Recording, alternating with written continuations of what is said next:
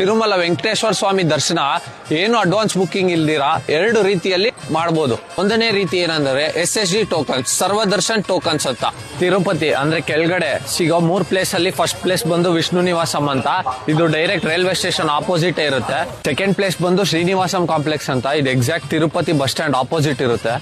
3ನೇಯ place ಬಂದ್ಬಿಟ್ಟು Bhudevi complex ಅಂತ, ಇದು ಬಾಲಾಜಿ ಬಸ್ ಸ್ಟ್ಯಾಂಡ್ ಪಕ್ಕದಲ್ಲೇ ಇರುತ್ತೆ. ನೀವು ಕೆಳಗಡೆ ತಿರುಪತಿಯಲ್ಲಿ ಯಾವುದೇ ಕಾಂಪ್ಲೆಕ್ಸ್ ಹೋದ್ರು ನಿಮ್ಗೆ ಈ ತರನೇ SSD ಟೋಕನ್ ಸಿಗುತ್ತೆ. ಆ ಟೋಕನ್ ಅಲ್ಲಿ ನಿಮ್ಗೆ ಫೋಟೋ, ನಿಮ್ ಆಧಾರ್ ಕಾರ್ಡು ಮತ್ತೆ ನೀವು ನಾಳೆ ಎಂಟ್ರಿ ಆಗೋ ಟೈಮಿಂಗ್ ಇರುತ್ತೆ. ಅದ್ರ ಜೊತೆ ನಿಮ್ಗೆ ಈ ಟೋಕನ್ ಕೊಟ್ರೆ ನಿಮ್ಗೆ ಫ್ರೀ ಲಡ್ಡು ಸಿಗುತ್ತೆ ಲಡ್ಡು ಕೌಂಟರ್ ಅಲ್ಲಿ.